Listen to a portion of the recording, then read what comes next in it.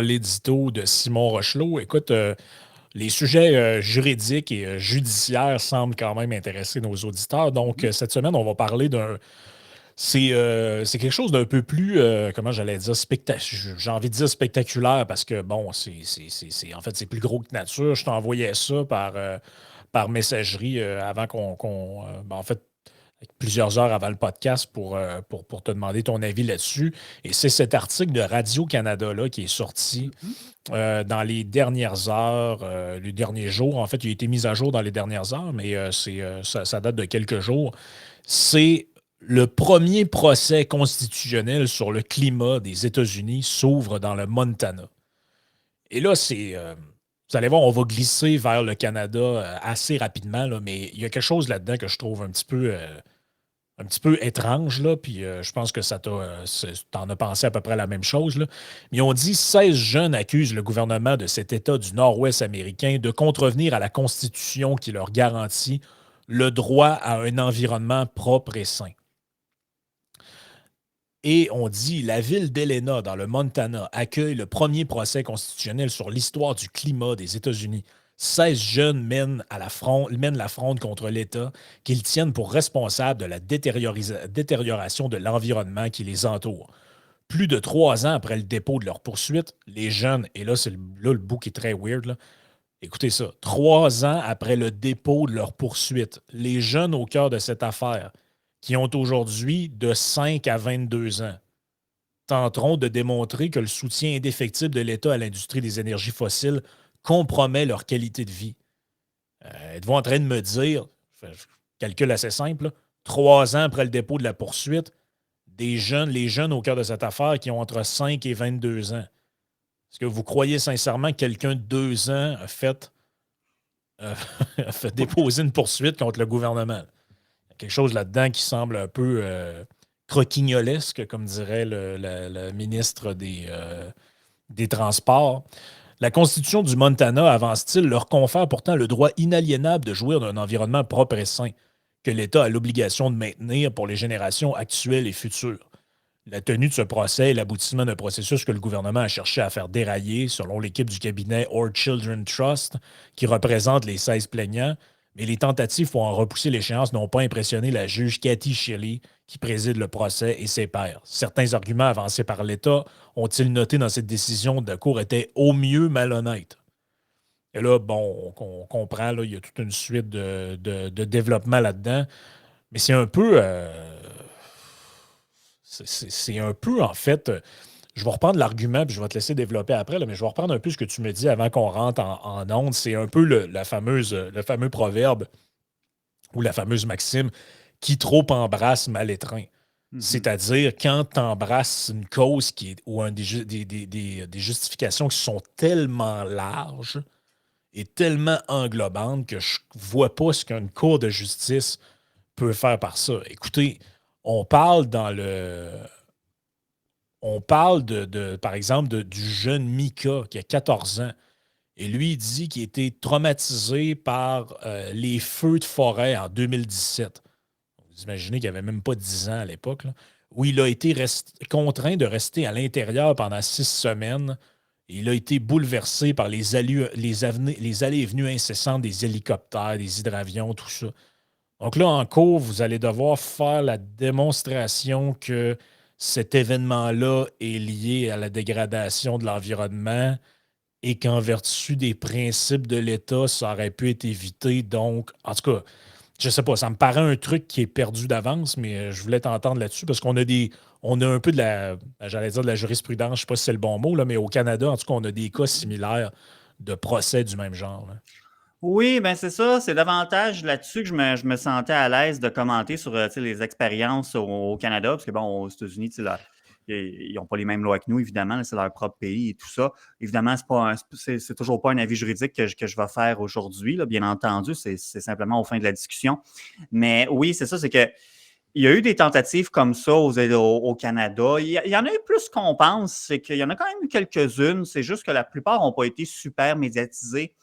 La plus médiatisée remonte à l'an dernier. C'est que c'était le groupe s'appelle Environnement Jeunesse. Bon, ça, c'est un organisme qui existe depuis Je fais 1979. apparaître à Bon, l'écran pour les bienfaits oui, des auditeurs qui sont en vidéo ici. Donc, mhm, on a le jugement de la Cour d'appel du Québec. c'est ça. Donc, on voit ici le jugement qui est là. On voit les parties qui étaient là-dedans. Donc, environnement, jeunesse. Mhm. euh, donc, on voit un peu tout ce tout ce qui est dit là-dedans. Vous pouvez retrouver ça sur Internet, là. Oui. C'est quand même des trucs qui sont publics. Mais de ce que je comprends, parce que tu sais, là-dedans, on dit, bon, c'est environnement jeunesse, mais j'imagine qu'aux États-Unis, l'article ne nous le disait pas vraiment, mais Ben, il c'est pas des. mentionne l'équipe du cabinet Our Children's Trust. C'est comme un genre de regroupement, là.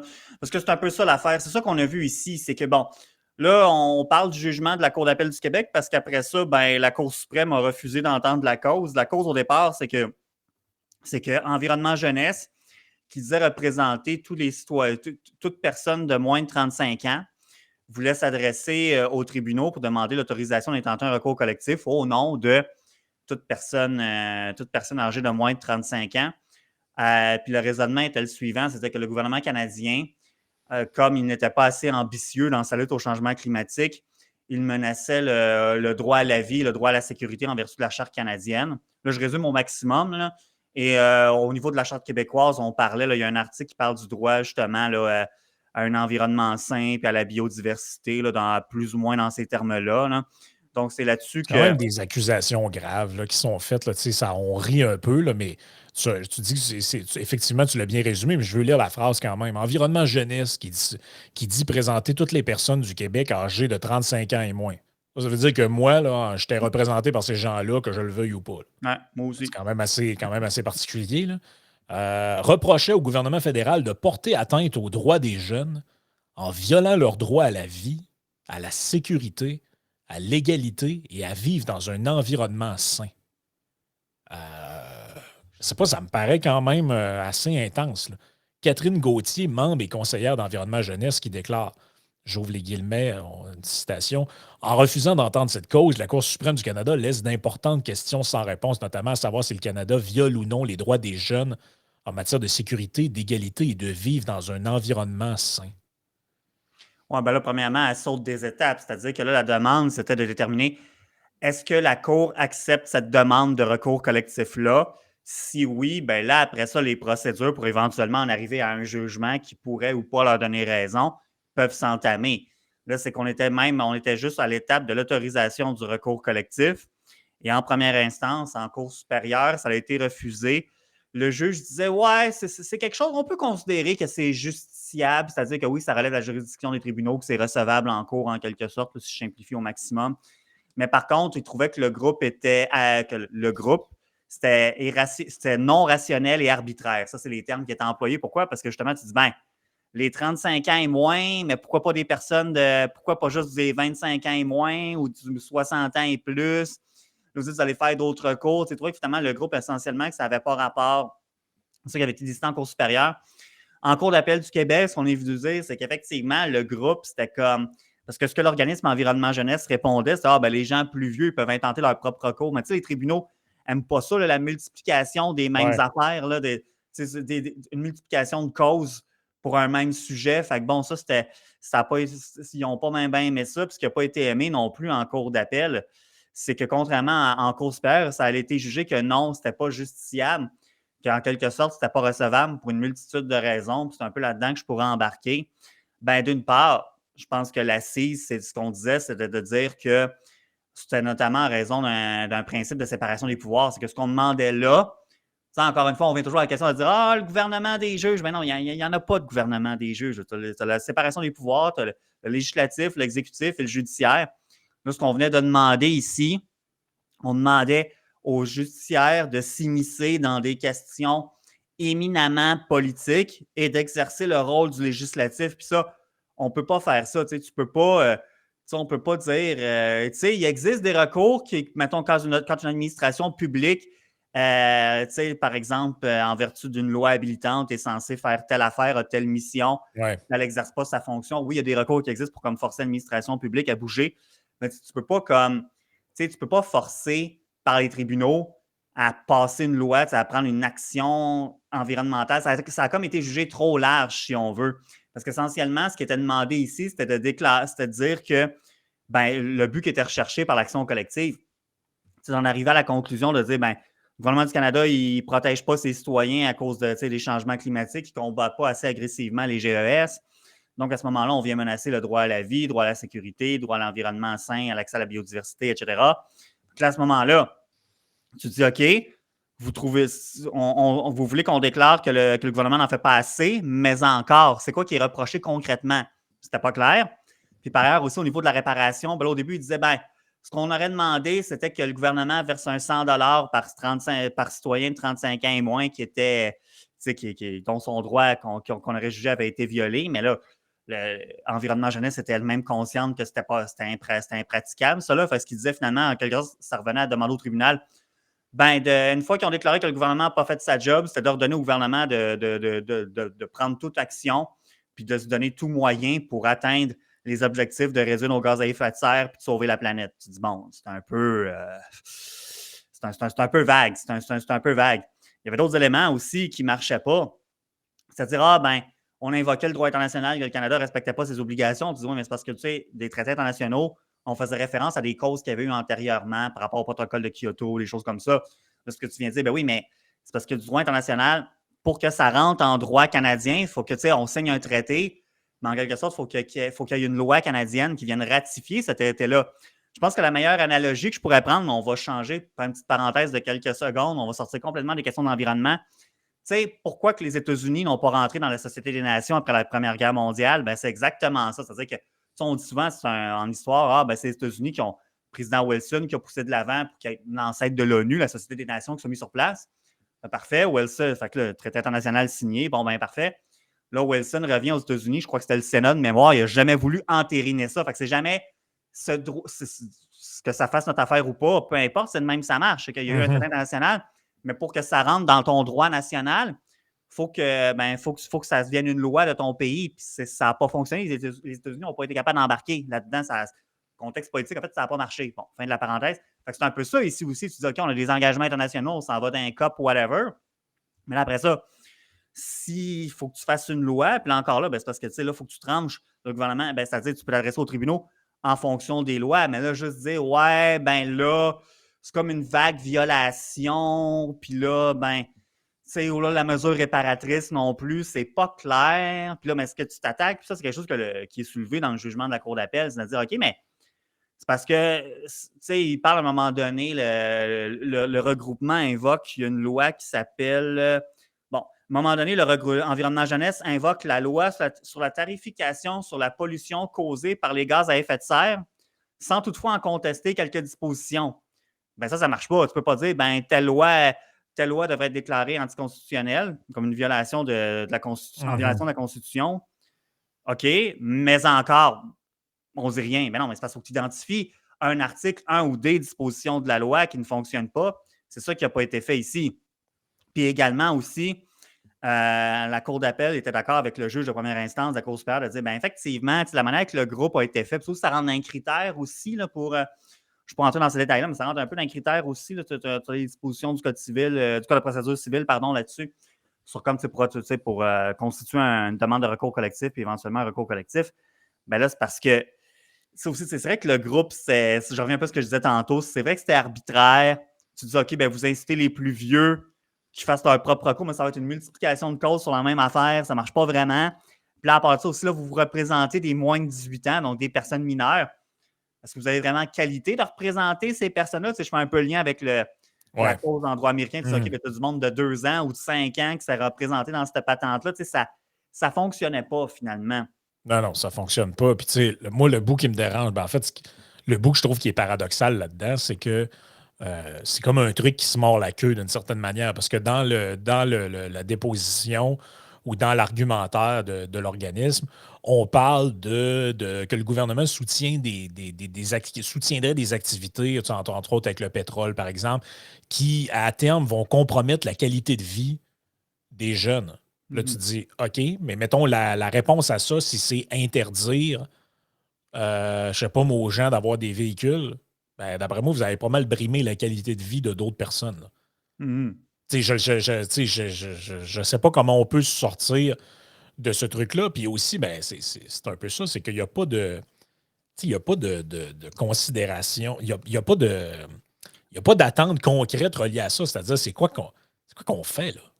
La conséquence de ça, c'est que c'est OK, ouais, le tribunal va forcer le gouvernement ou forcerait le gouvernement, si ça fonctionnait, à poser des gestes sur moi. Mais est-ce que le pouvoir judiciaire peut forcer le gouvernement à adopter des lois, par exemple, ou des trucs? Je sais Ben, pas, c'est un peu étrange, on Ben dirait. exact. Puis la Cour en parle de ça. Tu sais, c'est pas au pouvoir judiciaire de s'immiscer dans les questions politiques. Puis justement, de dire, OK, ben on va prendre une mesure supposément en faveur de tel groupe, pas sinon au détriment de d'autres groupes. Et tu as des passages, écoute, c'est pas un long jugement, il se lit super bien. Même pour quelqu'un qui n'a pas, qui a pas de connaissances particulières du domaine juridique, c'est un jugement qui se lit bien. Je vais lire deux paragraphes, je pourrais en citer plusieurs, mais je vais lire deux paragraphes 32 et 33, rapidement. Donc, en effet, l'ensemble des faits allégués reproche au gouvernement canadien une faute d'omission résultant de son inaction face au réchauffement climatique. Or, les conclusions recherchées par la plante, donc Environnement Jeunesse, demandent essentiellement aux tribunaux de constater l'inaction du gouvernement et de lui donner l'obligation de légiférer afin de mettre en place des mesures susceptibles de mener à une réduction des émissions de GES pour donner effet aux engagements internationaux du Canada. Cela équivaut à demander aux tribunaux de dicter au pouvoir législatif les solutions à préconiser. Tel n'est pas leur rôle. Paragraphe 33. Au-delà de la pure question de partage des pouvoirs, la justiciabilité du recours exige également de s'interroger sur la pertinence pour les tribunaux, sur le plan de la politique constitutionnelle, de trancher une question donnée ou au contraire de la déférer à d'autres instances décisionnelles de l'administration publique. En l'espèce, la déférence s'impose et il faut conclure que le pouvoir législatif est mieux placé pour sous-peser les innombrables enjeux du réchauffement climatique. Donc Ben, voilà. c'est ça à quoi ça me fait penser, puis c'est vraiment, comme tu disais tantôt, c'est vraiment dans un autre ordre d'idées. Mais j'ai l'impression que les gens ne comprennent. Beaucoup de gens, puis même des gens qui intentent des procédures judiciaires comme ça, ne comprennent pas le rôle des pouvoirs, des différents niveaux du pouvoir judiciaire. Puis ça me fait penser à l'histoire de l'arrêt Roe v. Wade aux États-Unis et du mandat de la Cour suprême qui a, dans le fond, invalidé cette interprétation-là qu'il y avait. C'est que la plupart des gens qui commentent ce dossier-là pensent que le rôle de la Cour suprême, c'était de déterminer si l'avortement, c'est bien ou c'est mal, ou si les gens ont le droit ou pas le droit de faire ça. Alors que eux, ce qu'ils ont fait, ce qu'ils ont dit, c'est écoutez, dans le passé, il y a des gens qui ont interprété un article précis de notre Constitution comme garant, c'est ça l'arrêt Roe v. Wade, comme garantissant ce droit-là. Nous, on vous le dit, notre équipe de juristes, puis les juges qui sont penchés là-dessus, c'est pas une bonne interprétation. L'interprétation de la Constitution, elle ne permet pas ça. Donc maintenant, les États ou le pouvoir fédéral, vous retournez à la planche à dessin. Si vous voulez que ça soit ça, ben, vous rouvrez la Constitution, vous rajouterez un amendement dedans, ou vous ferez une loi fédérale, je ne sais pas, qui sera ratifiée par le Sénat, ou bien chaque État légiférera là-dessus. Mais je ne sais pas, on dirait que beaucoup de gens interprétaient que le rôle de la Cour suprême, c'était de casser, dans le fond, les volontés politiques locales pour dire non, écoutez, c'est ça qui est ça, vous allez faire ça, point barre. Oui, mais eux sont là pour faire respecter la Constitution au sens où on entend qu'elle doit être interprétée, mais ils ne sont pas là pour dicter au législatif ce qu'il devrait faire ou pas. En tout cas, c'est comme ça que je le comprends, là, mais on dirait que ça ne semble pas être compris par tout le monde. Ben, c'est ça, c'est que, tu sais, la très grande majorité d'entre nous, puis là, je prends un nous inclusif, là, pas juste nos auditeurs, ont une grande sensibilité par rapport à ne pas politiser la justice. Ben, c'est ça, c'est qu'il ne faut pas politiser la justice. Il y a des recours à exercer, bon, très bien, vous pouvez contester des articles de loi, etc. C'est des violations quelconques par rapport à vos droits, par exemple par des policiers lors d'une interpellation, etc. Bon, il n'y a pas de problème. Mais là, c'est parce que, tu sais, il faut faire attention, justement, de comme pas, tu sais, quand tu t'adresses aux tribunaux, c'est par rapport à des enjeux dans des enjeux juridiques. Les enjeux politiques, ça relève du législatif, ça relève du pouvoir politique. C'est un peu de la tautologie que je dis ici, mais un peu Mhm. comme tu viens de le mentionner, c'est que les gens, ça semble échapper à plusieurs. C'est-à-dire que quand ça fait leur affaire, de soulever ces considérations-là, ils vont le faire. Puis quand ça fait pas, finalement, ben, on pourrait peut-être essayer de spinner ça à notre avantage, là, oups, ces considérations-là sont évacuées. Puis quand on dit ça, c'est pas de se prononcer, par exemple, si on ferme la parenthèse sur Roe v. Wade, c'est pas de dire qu'on n'est pas ou contre l'avortement. Puis ici, par rapport, si on vient Non, c'est au ça. Canada, c'est pas de dire que les tribunaux n'ont aucun mot à dire en matière d'environnement. En fait, il mentionne à un moment donné dans le jugement de la Cour d'appel. Ça ne veut pas dire qu'il n'y a aucune cause qui pourrait être entreprise au nom de l'environnement. C'est juste qu'encore une fois, il faut que vous attaquiez. Ben, premièrement, il faut que votre groupe de justiciables fasse du sens. Il faut avoir la qualité, Oui, faut avoir la qualité juridique aussi. Il faut que ça ait du sens. Tu ne peux pas juste te dire je représente des mineurs de 5 ans, puis let's go. Là, ça n'a pas rapport. Mais également aussi, c'est que tu dis OK, ben, tu peux par exemple dire ben, tel article de loi ou tel article de telle loi, ça porte atteinte à l'environnement. Bon, tu as les dispositions de la Charte québécoise là-dessus. En plus, la Charte canadienne, droit à la vie, droit à la sécurité de sa personne. Là, tu te dis, ben là, à ce moment-là, vous voyez, telle loi qui vient d'être passée ou qui a été passée, puis ça vient d'être soulevé récemment, tel ou tel article de loi ne fonctionne pas. Tu sais, par exemple, on prend un exemple qu'on invente, là, complètement frivole. Tu dis, plutôt que le gouvernement déciderait de faire une loi, il ferait adopter une loi qui autoriserait, bon, on n'a plus au Québec, mais il y en a encore en Ontario, je pense, qui autoriserait les centrales nucléaires à rejeter leurs déchets toxiques en pleine rivière sans rien. Juste, tu jettes comme dans les Simpsons, là, tu pognes les barils, là, que ça, c'est le liquide vert gluant, fluorescent, il coule, là, tu jettes ça dans la rivière et il n'y a pas de trouble. Ben ça, écoutez, sous toute réserve, pas mal certain que c'est le genre d'affaire qui pourrait être cassé assez rapidement par les tribunaux. Là. Donc, vous voyez, c'est parce que moi, oui, ce parce que que je là, voulais. on dit, parce que là, dans le fond, l'argument, ce serait de dire ben, le gouvernement est en porte-à-faux par rapport à leurs propres engagements qu'ils ont pris, mais concrètement, là. Pas juste en l'air comme ça, mais sur un point précis qu'on est capable de mettre le doigt. C'est parce que c'est ça l'affaire, c'est que ça je disais au début, qui trop embrasse mal étreint ou ratisser Mhm. trop large, la fameuse expression tu ratisses trop large, c'est un peu ça. C'est que ça fait penser, c'est comme si quelqu'un disait ah, ben, le droit au logement, par exemple, en tout cas, là, j'y vais de mémoire, mais il me semble, et fait partie, et dans la charte des québécoises des droits et libertés, là. Il y a un bout là-dedans où on dit que, dans le fond, les gens ont le droit d'avoir un abri sur la tête, là, puis tout ça. Puis même si vous allez si vous allez sur il y a tout un affaire, le droit et obligation des locataires et locataires. Puis là, on vous dit que, bon, au Québec, là, avoir le droit d'avoir une habitation, c'est un droit que les gens ont, etc. Et vous pouvez trouver des trucs là-dessus. Mais c'est comme si quelqu'un poursuivait le gouvernement en disant je n'ai pas été capable de me trouver un appart, fait que tu as brisé ton engagement. Dans le fond, puis c'est de votre faute parce que vous ne faites pas assez construire de blocs, vous auriez dû faire des logements sociaux, vous brimez mon droit. T'sais.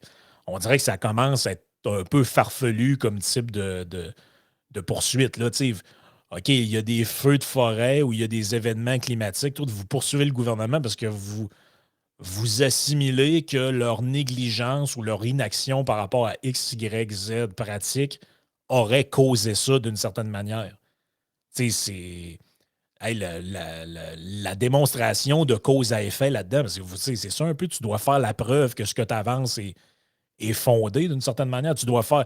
Il me semble que pour que ce soit retenu, il faudrait que tu puisses faire au moins la preuve que ben si on avait fait telle et telle affaire, j'aurais pas subi ce que je suis en train de subir, par exemple un feu de forêt ou je sais pas Mhm. quoi. Comment tu fais pour prouver ça? Je veux dire, c'est presque impossible. Mais c'est parce que ça me fait penser, souvent, il y a des gens, on va voir ça sur Twitter, tu vas voir quelqu'un qui dit ouais, c'est sûr que c'est un peu simplet, on s'entend comme propos, mais dire ouais, ben il fait fret aujourd'hui, sont où les changements climatiques? Bon, évidemment, c'est pas toujours fort comme argument, mais là, ce que tu vas avoir de l'autre bord, c'est de dire bon, ben regarde-les l'autre là, qui confond la température et le climat. Ben, tu sais, moi, j'aurais envie de dire, c'est parce qu'il y en a bien qui confondent justement le juridique avec la politique. Tu sais, ça relève pas ça relève pas du même vocable, finalement. Là. Tu sais, c'est un peu comme son exemple, par exemple, en matière de logement.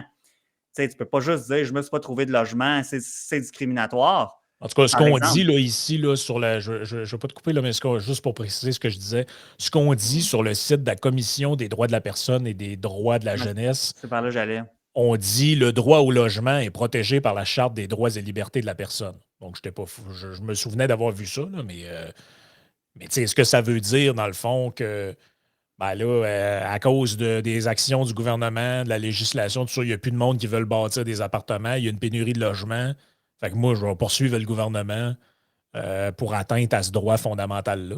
Déjà, ça paraît quand même. Le pire, c'est que déjà, ça paraît beaucoup moins farfelu que En l'histoire du effet, climat. C'est ce qui est en le effet. pire. Euh, Non, mais, mais par mais ça me exemple, ça paraît quand permet. même un peu étrange. Là, tu sais. Oui, oui.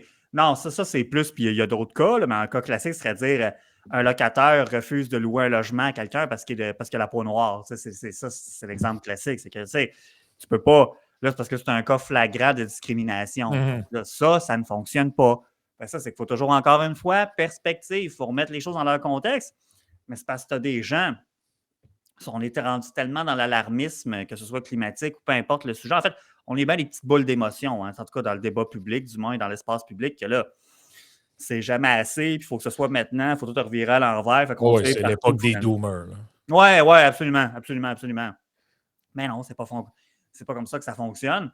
Et tant mieux, parce que sinon, ça pourrait nous faire glisser vers des choses qu'on ne réalise pas maintenant, mais qui pourraient peut-être être moins le fun. Il faut faire preuve de parcimonie. C'est Ben, ça plate. fait penser un peu, là. Puis ça, c'est des propos que j'ai entendus durant la pandémie. Puis je suis désolé de revenir avec ça parce que.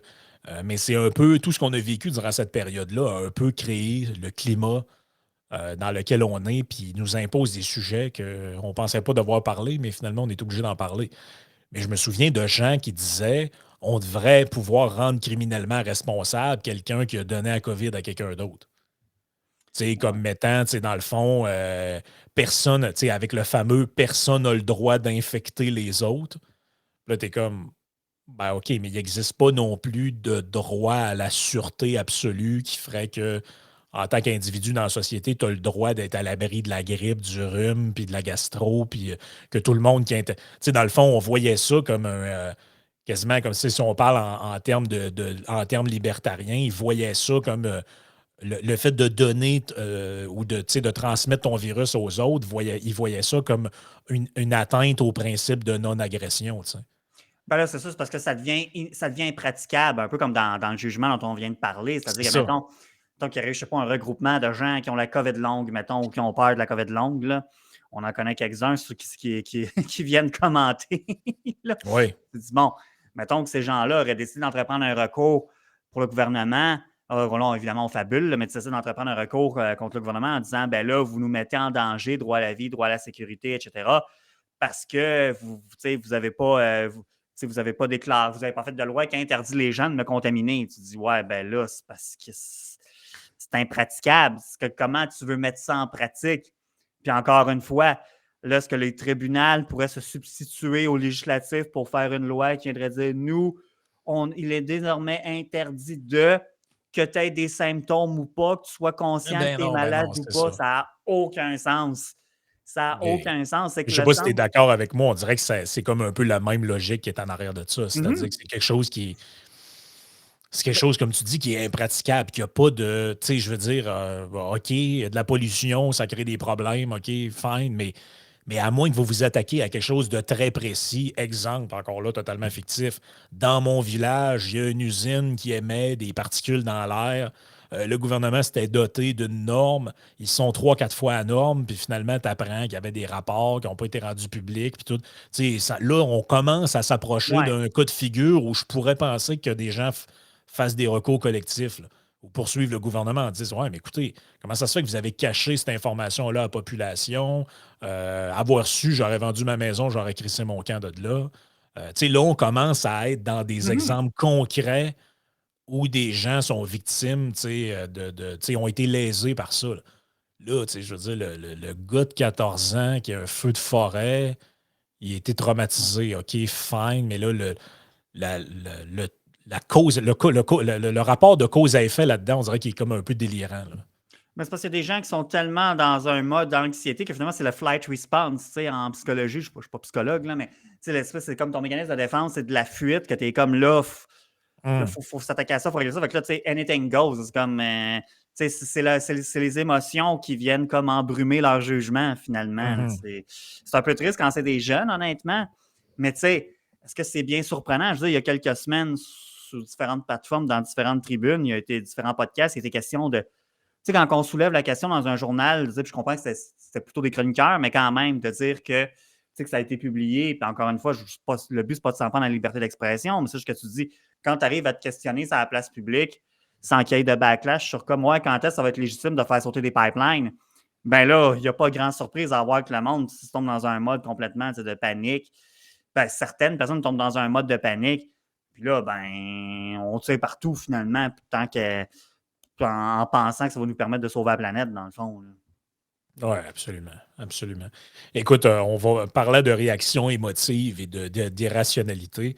On va parler dans la partie Patreon de tous ces gens qui ont réagi de manière assez émotive, si on peut dire, à cette histoire de la Chambre, en fait, du Centre des congrès de Québec, qui a fait, sous commande de la ministre Caroline Proulx, annuler un événement d'un organisme qu'on disait pro-vie. Je te l'ai vérifié, effectivement, ce sont vraiment des gens pro-vie là, ils prônent même, en fait, le fait que le Canada redevienne un pays basé sur la foi Bon.